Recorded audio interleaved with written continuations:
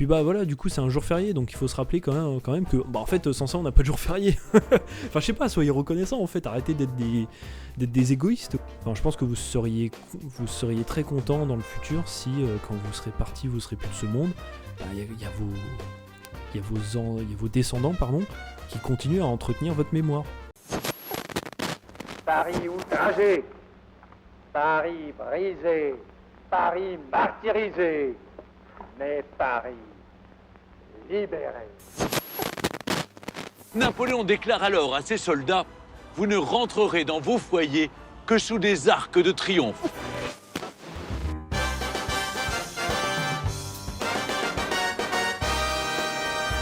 Bonjour à toutes et à tous, bienvenue dans ce nouvel épisode d'Historiquement Français, le podcast qui parle d'histoire, de gastronomie, de tradition française. Bah écoutez, l'épisode numéro 10, voilà, nous sommes aujourd'hui le dimanche 4 mai 2025. Oui, c'est pas si éloigné que le précédent épisode sur Saint-Louis. J'espère que vous l'avez apprécié d'ailleurs au passage. J'ai cru comprendre d'après les derniers retours que c'était plutôt fortement apprécié, voilà, des périodes qui n'étaient pas forcément très connues dans l'histoire, que les gens connaissaient en tout cas. Ça avait l'air de faire très plaisir et j'en suis vraiment satisfait. Et d'ailleurs j'en profite aussi pour vous annoncer quelque chose que je ne pensais pas que ça allait arriver, figurez-vous. C'est que je me suis rendu compte que le podcast a culminé à l'heure où je vous parle, à plus de 200 lectures, donc un grand merci. Ça n'a rien à voir avec les mastodontes, mais bon, ça sert à rien de se comparer à eux. Moi, tout ce que je voulais, et je l'ai dit dans le premier épisode, si je plais au moins à quelques personnes, c'est l'essentiel, et visiblement, ça a l'air de plus en plus vous plaire. Voilà, c'est ces épisodes que je peux faire, que je peux enregistrer, en tout cas. Il commence à y avoir de plus en plus d'affluence sur mon podcast et ça, un grand merci. Vraiment, j'ai remarqué d'ailleurs une petite poussée pour l'épisode 8 sur le régiment de Normandie-Niemen. Voilà, bah tant mieux. Non, franchement, globalement, je suis vraiment content que ça prend de l'ampleur, qu'il y ait des gens qui sont intéressés par ça tout simplement, et j'en suis... Bah, ça me fait plaisir, voilà. C'est que je suis peut-être en train d'accomplir un rêve. Vous en rendez peut-être pas forcément compte, mais c'est en fait le fait que j'aime bien parler d'histoire, comme je l'ai dit dans le premier épisode. J'arrive pas forcément à trouver des gens pour parler d'histoire, parce que soit ça les intéresse pas, soit faut les trouver et c'est pas hyper facile. Et moi, vu que j'adore parler et qui plus est d'histoire, eh bien je trouve que le podcast est un bon compromis. Donc comme ça je peux m'exprimer librement. Et c'est toujours mieux quand je m'exprime à quelqu'un d'autre sur l'histoire, ça rend l'interaction et l'explication un peu plus intéressante. Mais là, pour le coup, j'ai trouvé un bon compromis et je vois que ça intéresse de plus en plus d'entre vous. Et merci à tous. Voilà, vous le savez peut-être pas, mais vous êtes en passe d'accomplir. Enfin, le rêve est déjà entre guillemets accompli, mais que je vois qu'il y a vraiment beaucoup de gens qui s'intéressent au domaine de l'histoire et de la gastronomie, etc. Donc je suis très content, merci encore, merci à tous. N'hésitez pas, comme d'habitude, faites-le moi savoir par commentaire, par des partages, par des avis, par du bouche à oreille surtout. Ça c'est le truc qui marche énormément, le bouche à oreille. Faites-le, je préfère largement que vous le fassiez par bouche à oreille que par regram, même si au final tous les moyens sont bons. Non, franchement, merci à tous, n'hésitez pas comme j'ai dit, à le faire partager aux autres. Et plus on y sera, plus ça me donnera de la force du courage, de la volonté aussi pour le faire, parce que je vous rappelle que tout ça je le fais sur mon temps libre. Je pourrais passer mon temps à faire plein de choses et Dieu sait que j'en ai des choses à faire, mais j'ai envie de le faire parce que ça me permet aussi de faire un peu de la soupape de décompression des fois et de juste vider mon sac sur un truc qui m'intéresse, c'est-à-dire l'histoire. Donc voilà, plus on sera nombreux, plus j'ai plein de projets en tête, mais qui pour l'instant ne peut pas se faire parce que j'ai pas le temps, ni même éventuellement l'argent pour le faire. Donc écoutez, continuez à écouter, continuez à partager ou à me donner votre avis, à en discuter. Et j'espère que c'est le début d'une très belle histoire. Voilà, donc merci à tous. Écoutez, cet épisode, je dois bien vous l'admettre, ça va être du... Ouais, on pourrait dire du freestyle, ouais. Ça va être du freestyle, j'ai pas de notes, j'ai rien du tout. Là, c'est entre vous et moi. Enfin, c'était déjà entre vous et moi, mais là, pour le coup, il y avait l'aide de mes notes. Là, je vais y aller au talent, à mon cerveau, j'espère. J'espère qu'il va pas me faire défaut. Bah écoutez, qu'est-ce que le sommaire de cet épisode, la découverte du mois ou de la semaine, et ben je vais vous parler du festival ce week-end où je suis allé, le festival AOP-AOC à Cambremer en Normandie où je suis allé. Je vous raconte un petit peu, faire un complément de ce que j'avais mis en story Instagram. D'ailleurs, n'hésitez pas, toujours, @historiquement français. Vous connaissez la chanson, tout attaché, sans majuscule. Et donc en fait, ce qui s'est passé, c'est que je suis allé à ce festival-là. Je vous raconterai un petit peu les détails. C'est vraiment très bien. Je vous recommanderais d'y aller si vous en avez dans le coin. Et le sujet, c'est le moment historique. C'est vrai, je pense, on est très bien dans le bon jour, dans le bon moment. Et c'est pour ça que je le fais assez tôt. Ce podcast, je vais vous parler du 8 mai. Et oui, le 8 mai. Je vais vous raconter un petit peu, comment je pourrais dire, le contexte. Voilà, qu'est-ce que le 8 mai ? Je pense que tout le monde sait ce qu'est le 8 mai, mais je vais essayer d'apporter quelque chose d'un peu plus, un complément, pour que vous compreniez mieux, et surtout, pardon, j'ai shooté dans mon micro, j'arrête pas de shooter dans mon micro, vous expliquer qu'il faut y aller. Je vais faire le mec chiant, mais il va falloir y aller. Bref, on en reparlera de tout ça. Donc, et puis les questions qui découlent du sujet ou autres, bien sûr, un petit peu après. Écoutez, sur ce, pas plus de blabla. Je vais essayer de faire un format court cette fois. J'avais dit la dernière fois, ouais, je fais un format court, 30 minutes. Le truc, il a duré 1 heure. Là, je vais vraiment essayer de faire un format court parce que j'ai pas. Voilà, faut. C'est un épisode. De toute façon, j'ai pas de notes. Alors, si mon cerveau il me fait défaut, écoutez, on s'arrêtera là. Et peut-être que. Comme a dit un ami, généralement, peut-être les épisodes freestyle sont peut-être les mieux, donc ou les plus spontanés, les mieux. Donc on verra. Voilà. Bon écoutez, on est parti pour la première rubrique, la découverte du mois. C'est parti. Bon, la découverte du mois. Alors, on va parler bouffe. Ça va parler bouffe. Voilà. Je viens de manger, mais j'ai pas de problème à parler de la bouffe. Donc je suis allé au festival AOP-AOC à Cambremer. Et donc c'était les 30 ans de ce festival-là. Voilà. C'est un peu... c'est un petit peu... c'est impressionnant. Je pensais pas qu'il y avait ça. Ça se passe chaque année à peu près à cette période-là.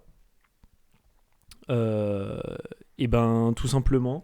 C'était magnifique, c'était un très bon endroit. Franchement, il y a en fait c'est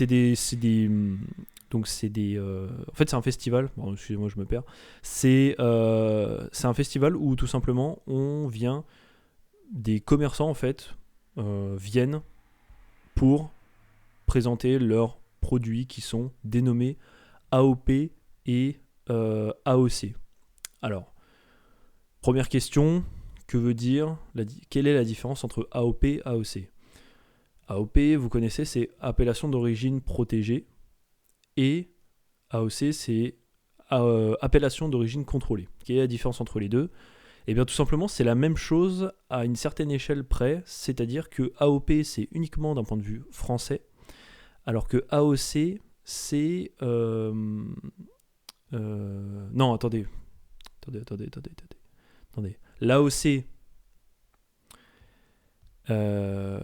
c'est français et l'AOP c'est européen. Voilà, c'est la même chose, c'est juste qu'il y en a un c'est d'un point de vue national et l'autre c'est d'un point de vue européen. Donc là en fait la plupart du temps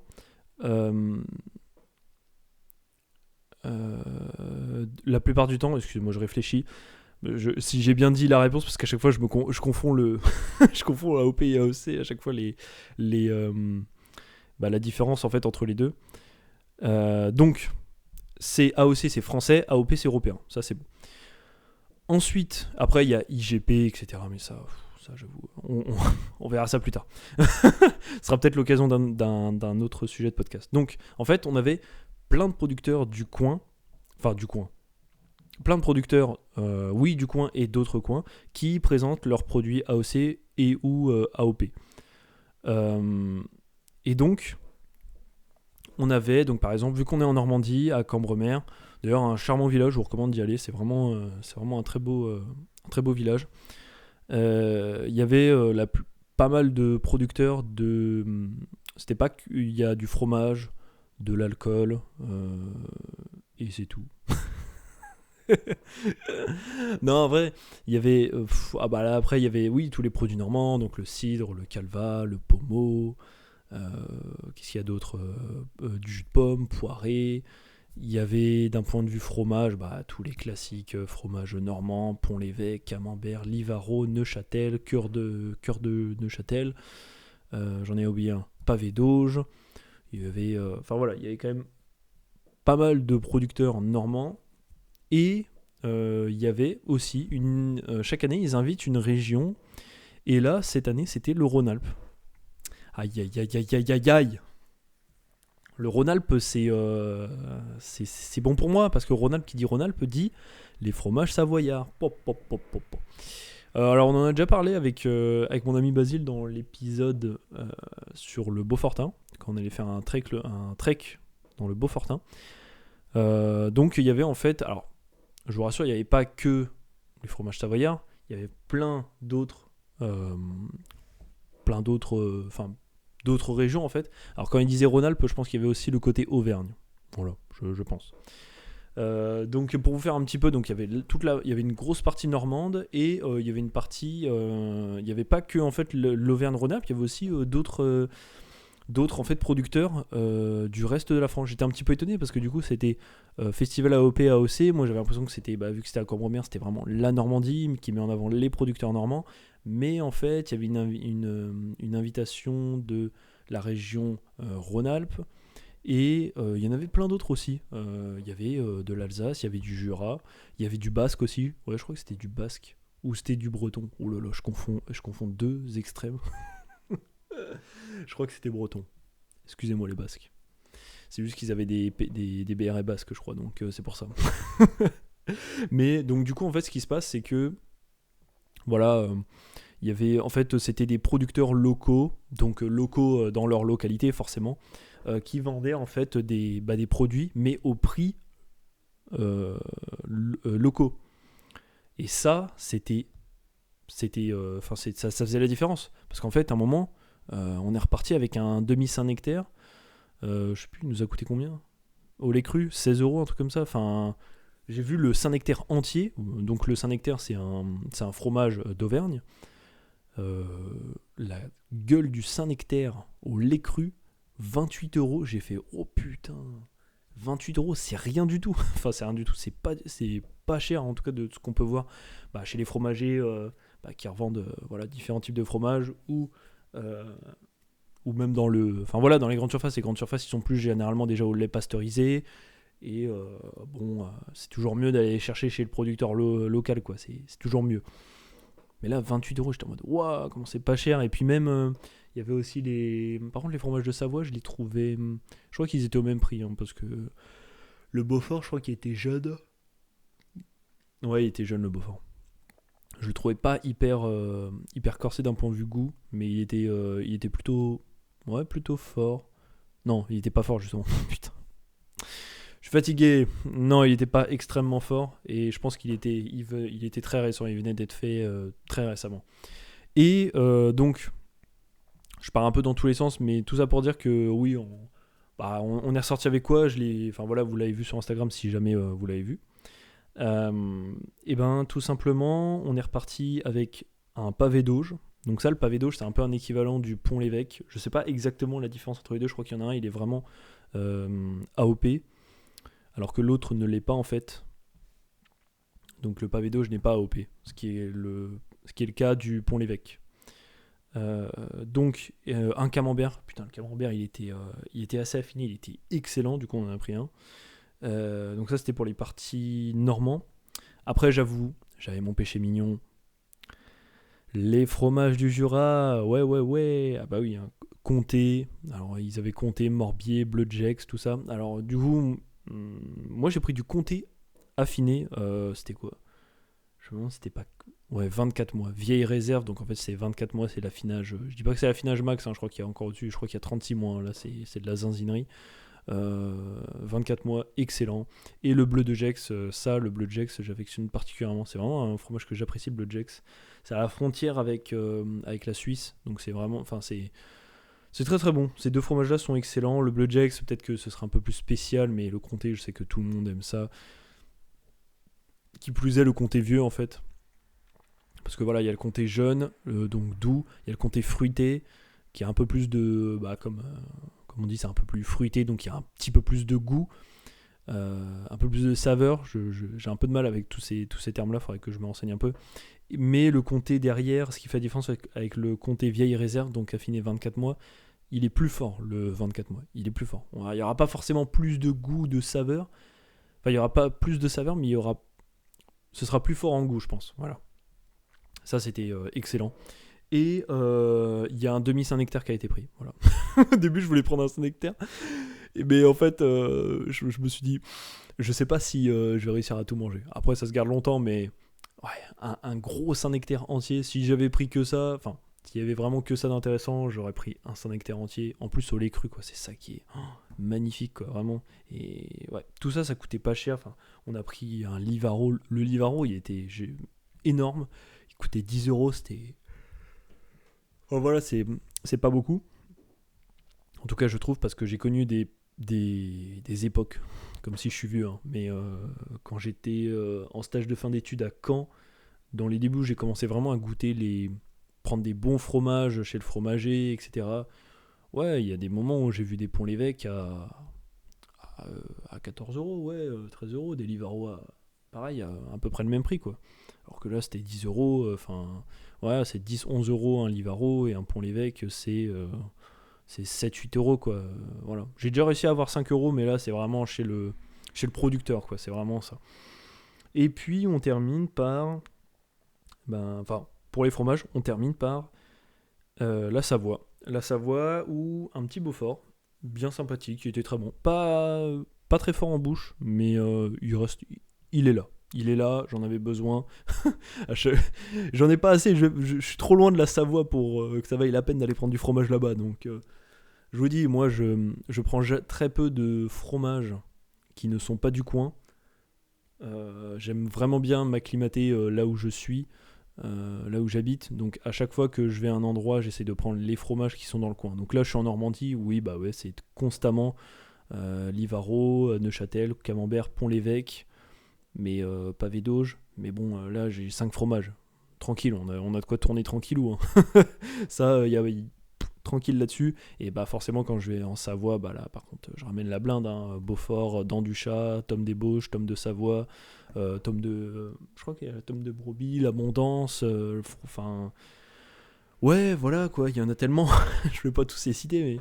Donc là, j'ai pris du Beaufort et de la Tome des Bauges, parce que la Tome de Savoie, on en trouve beaucoup plus que de la Tome des Bauges. Et franchement... ma copine n'avait jamais goûté de la Tome des Bauges et je lui ai dit franchement goûte parce que c'est excellent. Basile m'en avait fait goûter, mon ami Basile m'en avait fait goûter plein de fois et c'est vraiment excellent. C'est vraiment excellent. Alors après faire la différence entre la Tome de Savoie et la Tome des Bauges, bon, je vous avoue, je suis pas encore assez bon pour faire exactement la différence. Puis j'en mange pas tout le temps, donc bon, j'avoue j'ai pas encore ce recul-là, mais oui, en plus, les Bauges, c'est juste en face de Chambéry, en fait. Franchement, le massif des Bauges, c'est juste en face de Chambéry, donc voilà, quoi. Ça fait plaisir, ça rappelle des bons moments, notamment voilà, quand j'étais allé en Savoie, dans le Beaufortin, etc. Et puis, on s'est fait une petite dinguerie, on a décidé de prendre des vins d'Alsace. Oui, il y avait, comment je pourrais dire, il y avait des vins, notamment, c'est ça que j'ai pas compris, c'est qu'en fait il y avait des vins, il y avait des vignerons de Bourgogne. Ça j'ai pas compris. Et alsaciens aussi sur le moment. J'ai pas compris parce que c'est pas la Rhône-Alpes. Enfin, je pense. Je pense que je suis assez bon en géographie pour me dire que c'est pas dans ce coin-là. Mais bon, c'est toujours ça de prix. Donc je suis pas allé du côté de la Bourgogne parce qu'on avait déjà pas mal dépensé en fromage, et honnêtement, voilà, les bouteilles de Bourgogne, entrée de gamme, on doit être à 30-40 euros les bouteilles, bon, enfin la bouteille, hein. C'est énorme. Et il y avait aussi, comment ça s'appelle, un producteur de, pas que Châteauneuf-du-Pape, mais il y avait du Châteauneuf-du-Pape, donc c'est un vin du Rhône. Bah là c'est la même chose, hein, c'est 30-40 euros l'entrée de gamme, donc c'est la bouteille, encore une fois. Donc on s'est dit, tranquille, franchement, en plus j'en ai plein chez moi, enfin par exemple j'ai un Gevrey Chambertin chez moi, bon voilà quoi, on va pas prendre, c'est bon, on a le temps de prendre des bouteilles, ça va aller, tranquille, on n'est pas sur une grosse perte. Voilà, je préférais prendre du fromage que du vin, parce que du fromage, je peux beaucoup plus partager le fromage que le vin. Donc on allait plutôt côté Alsace, voilà. On a pris donc un vin qui s'appelle du Sylvaner. Alors c'est un blanc sec et léger, vraiment très très bon. J'étais vraiment étonné, vraiment un entrée de gamme basique, enfin basique. Mais en fait c'est ça le truc, c'est que quand on voit sur ce qu'ils proposent, pour ce que les vignerons proposent, bah le Sylvaner, c'est voilà, leur vin à eux là, c'était le premier qui arrivait en début, la bouteille elle valait quoi, 7 euros, 8 euros, donc c'est rien du tout. Mais en fait quand tu le prends, c'est excellent, c'est super bon. Et c'était sec, léger, c'est pour un petit apéritif tranquille de fruits de mer. Même charcuterie, ils nous ont dit, voilà, si on va faire un peu de charcuterie, tranquille. Et franchement, il était super bon. On a pris 2 pour la peine. Et moi, j'ai voulu me faire plaisir. Un petit Gewürztraminer. Donc, le vin iconique de l'Alsace, quand même. Le Gewürztraminer avec le Riesling et après, il y a le Pinot Gris et le Pinot Noir aussi. Mais vraiment, Gewürztraminer, j'ai pris un spécial vieille vigne. J'avais bien aimé. Il était pas. Après, il y a plus prestigieux que vieille vigne parce qu'il y a le Gewürztraminer classique. Il y a des fois des appellations spécialisées, des cuvées, ce qu'on appelle spéciales, dans le sens où je sais pas, c'est un certain grain qui a poussé d'une certaine façon, et donc ils appellent ça. Bah là par exemple c'est vieille vigne, ou par exemple il y avait pour le Pinot Gris, moi j'avais eu un Pinot Gris au salon du vin, c'était cuvée Chapelle. Voilà, je sais pas pourquoi. Cuvée La Chapelle, je sais pas pourquoi. C'est comme ça, mais c'est une cuvée, c'est une cuvée spéciale, donc pourquoi pas. Et moi c'était cuvée vieille vigne, donc voilà. Et puis après il y a encore la classe d'au-dessus, où en fait c'est le Gewürztraminer vendange tardive. Et là vendange tardive, pour ceux qui adorent le vin moelleux et sucré, alors là c'est super bon, hein. Franchement je vous recommande de goûter aussi ce vin là si vous êtes plus dans le délire, vous aimez les vins plutôt moelleux et sucrés, c'est vraiment fait pour vous. Après si vous êtes plus sec et léger, les classiques Pinot Gris, là le Sylvaner je connaissais pas du tout, ça par exemple, ou un vin de Loire, c'est nickel, hein. Ça pour l'apéro, c'est tranquille. Donc on avait fini là-dessus. Franchement on était reparti les bras chargés. Mais franchement c'était très très beau, il y avait de l'animation, il y avait plein de monde, plein de commerçants bien différents. J'ai plus tout en tête, mais il y avait beaucoup forcément de cidre, de calva, de poire et de jus de pomme. Mais franchement des fois il y avait des petits des producteurs qui se démarquaient un peu, comme l'Alsace, le Rhône, les Bretons et les Jurassiens, si je dis pas de bêtises. Voilà, donc c'était vraiment sympathique. Et puis je vous recommande aussi de visiter Cambremer parce que c'est c'est un charmant village. Donc c'est paumé en plein milieu de la Normandie. Là comme ça je dirais que c'est un peu à mi-distance entre Lisieux et Caen. Ouais, et Pont-l'Évêque, voilà, dans ces eaux-là. On pourrait prendre un peu ça. Vous tracez Caen-Lisieux, et puis après vous... je vais pas faire de la géométrie, mais sur la médiane, vous tracez Pont-l'Évêque avec à la médiane de Caen et Lisieux, et vous atterrissez à Cambremer, voilà. Oh là là, putain, il est quelle heure? Allez, vu l'heure qu'il est, tu m'étonnes, je vais pas parler de ça. Ah là là, bref, donc bah voilà, c'était un peu tout pour cette partie-là. Et ben écoutez, on va passer à la deuxième partie, qui est le 8 mai, le moment historique. Et ben oui, il faut avancer parce que déjà le podcast il avance bien vite, voilà. Et je vais pas tenir ma parole, je suis vraiment désolé, mais j'en ai rien à foutre. Voilà, si vous aimez ça, comme on dit, quand on aime, on ne compte pas. Bon allez, moment historique, c'est parti. Bon. Le 8 mai 1945, dans 4 jours, c'est ça? Là, on est le dimanche. Oui, c'est ça. Donc le 8 mai, dans à peu près 4 jours, on fêtera les 80 ans du 8 mai 1945, la fin de la guerre en Europe, de la Seconde Guerre mondiale, je précise. Voilà, c'est 80 ans. Je sais pas si vous vous rendez compte, 80 ans, c'est quand même énorme. Moi, quand j'étais petit, c'était plutôt les 80 ans de la Première Guerre mondiale. Ouais, force est de constater que ouais, ça tourne tout ça, c'est un peu c'est impressionnant.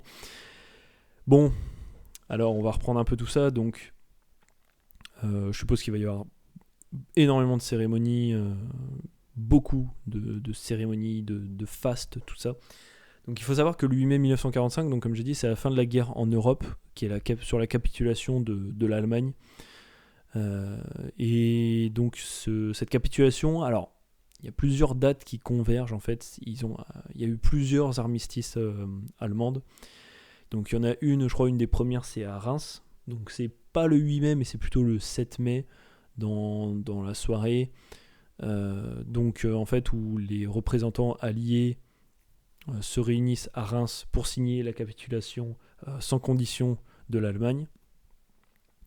Tout ça en présence, alors je crois que du côté allemand c'était le maréchal Keitel, donc c'était le commandant suprême de l'armée en fait, c'était celui qui, je sais plus comment on dit ça, c'était, alors Keitel, comment, je suis désolé, je me souviens plus comment on l'appelle, c'est le général de Feldmarsch. Non, je vais arrêter. Le général Feldmarschall est chef de l'Oberkommando de la Wehrmacht. Donc en fait, la Wehrmacht, c'est l'armée de terre allemande. Et en gros, c'est lui qui gère tout. C'est le PDG de tout ça. Donc lui, en fait, c'est lui qui va signer. Puisqu'en fait, tous les principaux responsables allemands sont morts. Le H est mort. Les deux H, en fait. Donc, je sais pas si j'ai le droit de le dire parce que du coup, je sais pas si Spotify va strike ou même YouTube. Donc vous avez le H moustachu, vous avez l'autre H avec le chef des SS. Est-ce que j'ai le droit de le dire ça? Bon, je m'en fous, je m'en tape, c'est bon, vas-y, tout le monde a compris. Et vous avez Göring, lui, c'est... lui, de toute façon, il était plus vraiment dans l'armée allemande parce qu'il se goinfrait, il était gros. Lui, c'était le chef de la Luftwaffe, mais en fait, c'était un gros balourd et qui plus profitait des bons vins français et qui avait un lion chez lui, voilà. Oui, il a élevé un lion chez lui. Bon, il faut de tout pour faire un monde. Et donc, vraiment, il restait plus que lui, je crois, pour vraiment qu'il représentait l'armée de terre allemande. Voilà, c'est lui qui a été en charge de signer d'un point de vue allemand. Après, les autres, je vous avoue, je me souviens plus exactement du côté des Alliés. Donc, il faut savoir qu'à cette cérémonie-là, il y avait donc les Allemands, les Américains, les Anglais, les Français et les Soviétiques, si je dis pas de bêtises. Donc, je crois que côté français, c'était Delattre de... Je crois que c'était Delattre de Tassigny, il me semble. Ouais, il me semble que c'était Delattre de Tassigny, si je dis pas de bêtises. Donc qui est en fait un grand général de l'armée française, hein, tout simplement, qui a participé à la libération en Afrique de la France coloniale. Et après, je crois que côté américain, c'est Eisenhower, donc celui qui a planifié tout le débarquement en fait en Normandie et qui était commandant en chef des forces alliées en fait, qui était un très bon diplomate pour coordonner tous les pays. Et donc après, il y avait le soviétique, je sais plus. Ah voilà, c'est Delattre de Tassigny qui a signé. Voilà, c'est lui. Et je sais plus. Bon, le soviétique, ça va être un random, je suppose. Bref, on s'en fiche. Anglais, je crois que c'était Montgomery. Non, c'était pas Montgomery. Je dis des bêtises. Mais en tout cas, il y avait ceux-là. Le problème, c'est que ça a un petit peu Ça a un petit peu chauffé Staline parce qu'il voulait vraiment que l'armistice soit signé à Berlin même, de son côté à lui, mais du coup il n'a pas été content. Et donc le lendemain, en fait, hop, rebelote, ils ont refait un armistice à Berlin, voilà, pour une deuxième fois humilier les Allemands. En même temps, ça pouvait se comprendre à toutes les atrocités qui ont été effectuées. Il y a eu un petit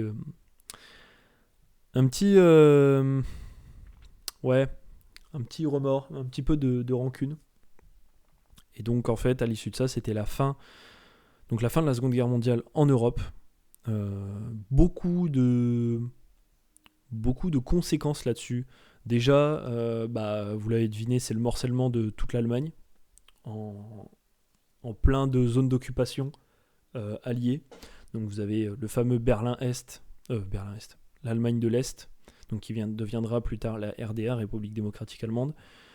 Vous avez l'Allemagne de l'Ouest, qui est occupée par les Britanniques, les Français et les Américains, qui va s'unifier pour devenir après la RFA, la République fédérale allemande.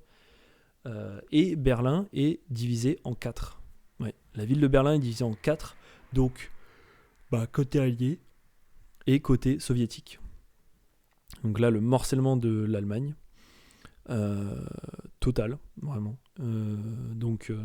Ça, c'était pour cette partie-là. En France, c'est l'arrivée au pouvoir du coup du général de Gaulle avec le fameux GPRF, gouvernement provisoire de la République française, qui va un peu remettre un petit peu tout ça d'aplomb parce que c'est un peu le bazar, faut le dire. C'est un peu le bazar, il y a des procès un petit peu, comment je pourrais dire, des procès clandestins, on pourrait dire ça, où vous les connaissez, les fameuses femmes qui ont été tondues parce qu'elles ont eu des relations avec les Allemands. Il y avait par exemple ça. Voilà, donc De Gaulle essaye un peu d'arbitrer tout ça en créant ce GPRF. C'est notamment là où il récupère le maréchal Pétain, donc celui qui est connu pour être l'auteur des collaborations de l'État français, donc le régime de Vichy, avec le régime nazi. Ça, ce sujet-là, franchement, un jour je ferai une vidéo là-dessus, parce que même moi, je vous avoue, je suis un petit peu sceptique, j'ai envie de savoir, j'ai vraiment envie de me renseigner énormément là-dessus pour me faire mon propre avis, parce que entre les gens qui sont pro accusation, enfin vraiment collaboration au max de Pétain, dans le sens où lui-même a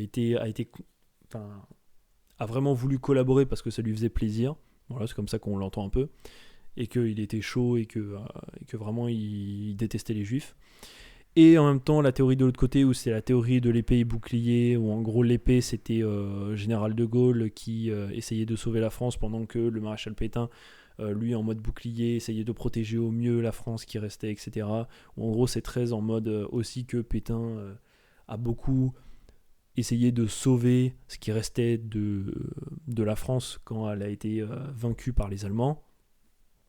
En gros, il essayait, en gros, il y a deux camps. Il y a le camp où Pétain a pleinement collaboré et de manière totalement consciente et l'a fait avec grand plaisir. Et puis, il y a de l'autre côté où il a tout fait pour faire le moins de concessions aux Allemands possible, mais malheureusement avec la pression telle que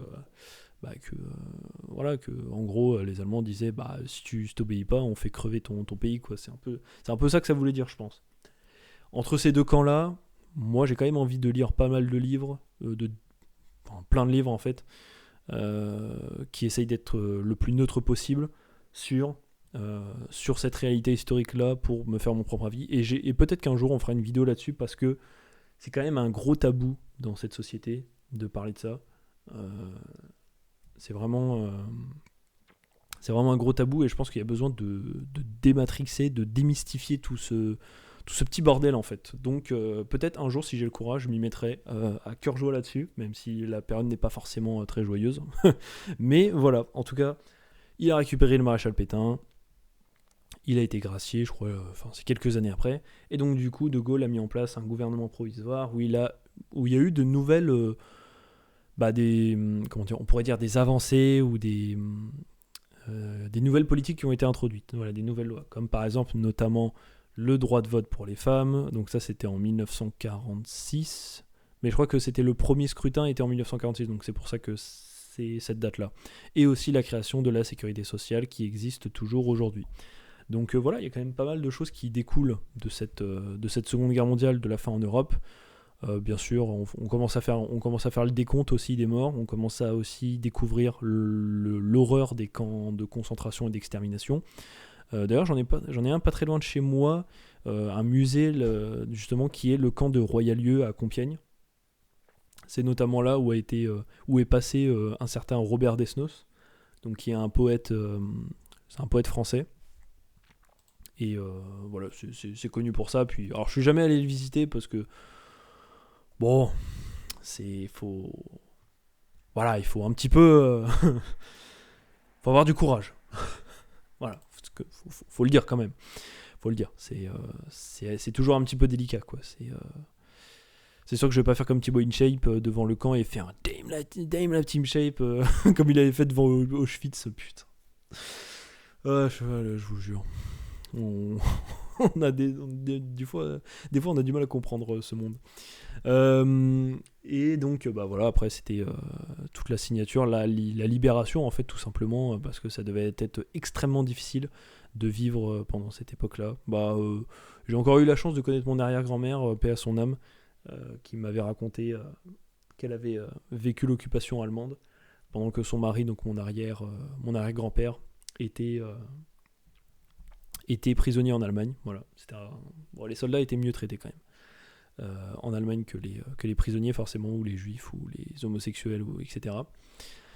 Et donc voilà, ça c'était pour la partie purement contexte. Alors il faut savoir qu'après ça a déroulé tout ce qui était procès de Nuremberg, notamment, où là il y a eu quand même pas mal de chefs nazis, dont justement le maréchal Keitel, et notamment aussi Göring, qui eux ont été, je crois qu'ils ont été pendus, il me semble. Ouais, ils ont été exécutés, ouais, c'est ça. Et donc en fait, c'est la fin de la Seconde Guerre mondiale, le début de la guerre froide en tant que telle. Telle qu'on la connaît aujourd'hui, ça a commencé vers 1946, mais honnêtement la guerre froide a commencé dès la conférence de Yalta. Alors conférence de Yalta, laissez-moi je vais parier pour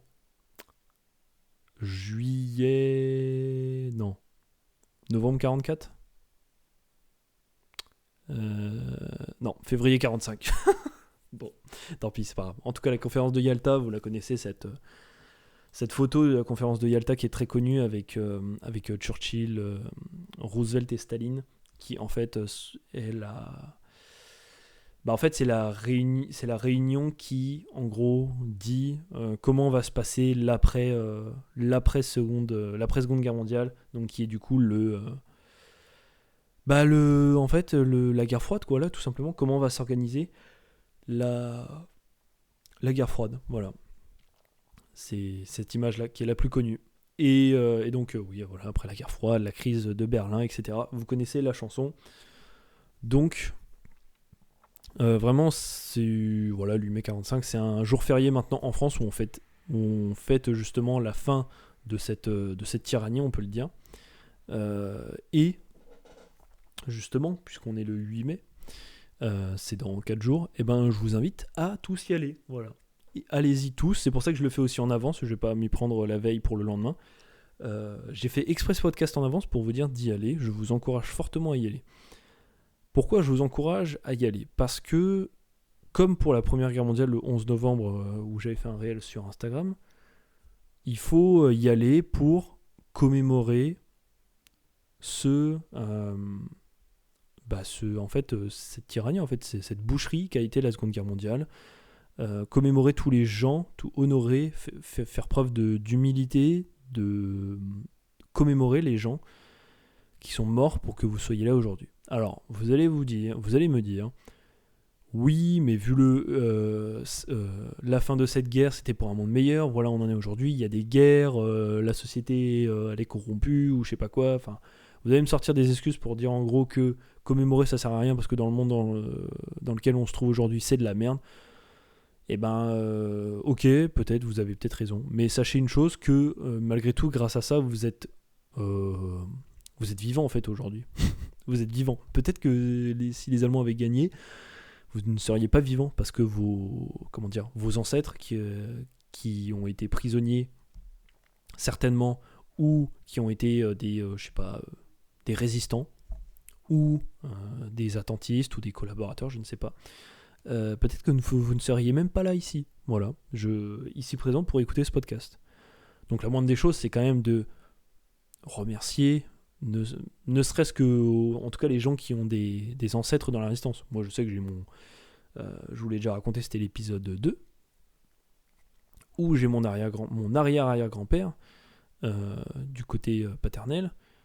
Il est mort, il s'est fait défoncer par les Allemands en essayant de faire sauter une ligne de chemin de fer pas très loin de chez lui avec ses potes. Avec son fils en plus, donc mon arrière-grand-père. Oui, mon arrière-arrière-grand-père qui allait avec mon arrière-grand-père. Et, comme je vous l'ai dit, en fait, mon existence ne s'est tenue qu'à une roue de vélo crevée. Et en fait, malgré tout, il faut savoir que ces gens-là sont battus, déjà pour qu'ils vivent mieux, pour qu'ils se sentent, qu'ils reviennent à une vie où ils se sentaient apaisés et plus français, plus libres en fait, de vivre comme ils le souhaitaient. Et derrière, je pense qu'ils pensaient aussi aux générations futures, quoi. Personne n'avait envie d'être allemand, personne n'a envie... et c'est pas méchant, en fait. C'est pas méchant, mais en fait, chacun a son pays, chacun a ses us et coutumes. En fait, il y a un moment où t'as pas envie d'être allemand, bon bah t'es pas allemand, tu restes en France, tranquille. T'as pas envie d'être italien, bah tu restes français. T'as pas envie de... Tiens, justement, ça fait penser, on peut dire l'inverse, quand c'était du temps de Napoléon. Il y a des Allemands, il y a des Autrichiens, ils avaient pas envie de ne pas se faire respecter par un vieux Corse, là, ou de se faire annexer par l'Empire français. Bon, bah ils se sont bougé le cul. Hein. Ils se sont bougé le cul, et puis à un moment, voilà quoi, c'est c'est aussi simple que ça. Donc allez honorer allez à cette commémoration, même si je sais, parce que c'est un grand week-end, donc on part en vacances, on part loin, oui, mais je suis pas près de là où mes ancêtres sont morts. Mais en fait, allez-y quand même. Je vous rappelle que voilà, c'est une symbiose. Voilà, pour ceux qui sont un peu croyants, ils sont là, ils sont au-dessus de nous. Je pense que ça serait bien, même pour nous, ça nous ferait du bien aussi de se recueillir, de faire preuve un petit peu d'humilité, de se rendre compte que le monde dans lequel on vit, malgré tout, il n'est pas si mal, parce qu'on peut malgré tout faire des choses. La plupart des choses qu'on peut faire, on est libre de les faire. Voilà, comme ce podcast par exemple, je peux librement le raconter, il n'y a pas de souci. Comme je pourrais très bien faire un podcast dans très longtemps qui peut être très controversé sur... ça justement, j'aimerais bien en faire un podcast là-dessus, sur le nombre de victimes allemandes incalculables que les Alliés ont commis pendant les bombardements sur l'Allemagne, en 44 et 45. Je crois que ça a même commencé en 43. Enfin, des bombardements sur des villes, en fait, où il y a des civils. Enfin, ça, c'est inacceptable. Bon, malgré tout, je suis libre de le dire et de le faire. Et personne ne viendra me faire chier là-dessus. Voilà, c'est aussi simple que ça. Donc, faites-le aussi. Honorez dans n'importe quel endroit. Allez sur un monument aux morts, c'est important pour se rappeler de la mémoire, parce que, comme je vous l'ai dit, c'est important de ne plus refaire les mêmes bêtises. Vous avez vu la boucherie que ça a mené. Si vous avez eu de la chance, vous avez encore vos ancêtres qui ont eu le courage de vous raconter ce que c'était cette boucherie. Malheureusement, on ne peut plus pour la Première Guerre mondiale. Mais la Première Guerre mondiale, ça a été d'un point de vue soldat, ça a été une énorme boucherie. La Seconde Guerre mondiale, ça a été une guerre d'extermination. On a voulu exterminer des populations. Je vous remets un petit mémo dans la tête. On a voulu exterminer des populations entières parce que elle correspondait pas à un certain archétype humain d'une certaine nation. Justement, je pense qu'on devrait encore plus s'en souvenir aujourd'hui. Aujourd'hui, on promeut beaucoup tout ce qui est diversité, un certain individualisme, dans le sens où t'as le droit de faire et d'être qui tu veux, du moment que tu te sens bien dans ta peau, je sais pas quoi. Donc, ça, on pourra en discuter si vous voulez, mais c'est bien dans une certaine limite. Mais je veux dire, c'est un peu aux antipodes de ce qui était à l'époque. Donc, justement, commémorer ce moment-là, c'est aussi se rappeler que on a la chance de vivre dans un monde où on peut relativement exprimer un peu plus de liberté que c'était le cas à l'époque. Et surtout, on peut plus affirmer ce qu'on peut dire, ce qu'on veut dire. Après, là, voilà, évidemment, il y a des gens qui vont mal réagir, etc. Mais fait, on en est capable, il faut juste donner les moyens. Et il faut se rappeler, en allant honorer ces gens-là, que c'est grâce à eux qu'on peut faire tout ça, en fait, tout simplement, qu'on peut avoir un peu plus de diversité, si on peut dire ça, dans notre société. Il faut quand même s'en rendre compte, hein, c'est pas mal, donc allez-y. Et puis après, vous savez, généralement, après ces commémorations-là, il y a ce qu'on appelle un verre de l'amitié, en fait, où vous pouvez aller croiser, vous pouvez discuter avec les gens, en fait, tout simplement. Je sais pas, soyez un peu sociable. Vous pouvez aller discuter avec les gens, tranquille, du village, madame le maire, je sais pas quoi, ou monsieur le maire, etc. Enfin, franchement, faites-le, c'est un bon moment, surtout si vous êtes tout seul, vous n'êtes pas en famille, voilà, ce sera l'occasion peut-être de discuter avec des gens que vous connaissez pas. Moi, je sais que l'année dernière, quand je venais d'arriver en Normandie pour mon travail, je connaissais personne, je suis allé, alors moi, vu que je suis chrétien, je suis allé à la messe, du 11 novembre, à la messe du 11 novembre pour commémorer les victimes de la Première Guerre mondiale. Et après, il y a eu la cérémonie devant le monument aux morts. Et puis après, même, il y avait une représentation comme quoi les pompiers ont été mis en avant du coin. Et puis voilà, après, il y a eu un petit, ce qu'ils appellent un verre de l'amitié, etc. Et puis, écoutez, franchement, c'est très bien, c'est excellent. Et puis, puis voilà, c'est une... Puis du coup c'est un jour férié, donc il faut se rappeler quand même que en fait sans ça on n'a pas de jour férié. Enfin je sais pas, soyez reconnaissants en fait, arrêtez d'être des égoïstes quoi, arrêtez de dire que vous avez pas le temps, vous avez forcément le temps, c'est juste que vous avez pas envie d'y aller. Mais voilà, c'est comme tout, pensez-y parce que je sais pas, je me répète par rapport à d'autres épisodes, mais je pense que vous seriez très content dans le futur si quand vous serez parti, vous serez plus de ce monde, il y a vos descendants qui continuent à entretenir votre mémoire. Parce que déjà, vos descendants sont votre existence, on pourrait dire, dans l'éternité. Parce qu'en fait, c'est vous qui avez engendré ces personnes-là, enfin vos descendants. Donc en fait, vous continuez à exister à travers eux, et qui plus est, je pense que vous serez content si ils continuent à parler de vous même dans 50, 100 ans pour les prouesses que vous avez fait. Et là, c'est exactement le moment pour faire ça. Et puis ça vous permet de faire des recherches aussi sur vos ancêtres. Moi, j'étais content de savoir que j'ai de la famille qui a fait la résistance en France, quoi. C'est incroyable, c'est faire preuve de courage. Ça donne de la ça donne de la force pour être plus courageux, quoi, pour honorer. On se dit si eux le faisaient alors que c'était entre guillemets, on pouvait dire que sinon on se considère normal, on se disait nos ancêtres c'était des gens normaux, tranquilles, et que d'un point par une simple normalité de cette personne-là, il a fait des choses héroïques et magnifiques comme être dans la résistance française. Franchement, on peut se dire, moi, si vous dites que vous êtes normal, non, en fait, vous n'êtes pas normal. La preuve, déjà, vous êtes descendant de quand même de toute une histoire, de toute une lignée, et qui plus est, avec des hauts et des bas, mais surtout un haut fait d'être résistant et d'être mort pour la France. Mais du coup, vous vous dites, du coup, je peux faire aussi des belles choses comme ça, je peux faire des grandes choses. Donc, n'hésitez pas, pensez-y en tout cas. Voilà. Donc, voilà un peu tout ce que ça peut amener. Et donc allez-y, vraiment allez-y, et puis voilà, ce sera bien, ça changera un petit peu, et puis ça redonnera un peu de, voilà, vous voulez du local, c'est ça, vous voulez du local, parce qu'en ce moment on nous bassine là dans les journaux, dans les télés, tout ça, ouais, ça manque de local, les gens ils disent ouais, ça manque de local, blabla, etc. Voilà, allez-y, là vous trouverez du local, là vous trouverez du... Vous trouverez du local, là, des gens qui sont morts sur votre terre. Vous en trouverez des gens qui sont morts sur la terre de France. Bon, voilà, allez-y alors, dépêchez-vous là, au lieu de vous plaindre. Sinon, ne vous plaignez pas qu'il n'y ait pas assez de localité, un peu de soutien envers ce pays dans tous les domaines. Ne vous plaignez pas si vous n'allez pas à ces commémorations-là. Voilà, c'est hyper simple. Voilà, c'est la conclusion là-dessus. Donc, j'ai pas plus de choses à rajouter. Merci de l'avoir écouté, voilà. J'ai pas tenu ma parole encore une fois.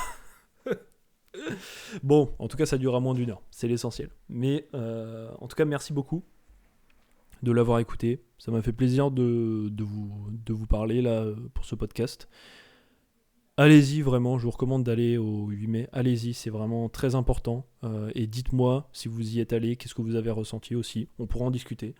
Moi, je ressens toujours une grande humilité, un grand honneur, une fierté aussi. Donc, franchement, allez-y. Et n'hésitez pas à me donner un retour si vous y êtes allé. Donc, sur ce, je vous donne rendez-vous pour un prochain épisode. Voilà, portez-vous bien. Donc, un très très grand week-end pour ceux qui ne travaillent pas le 9 mai, ce qui est mon cas à moi. Donc, on pourra un peu se reposer. Ça va faire du bien. Beaucoup de choses de prévues encore. N'hésitez pas à me donner d'autres sujets.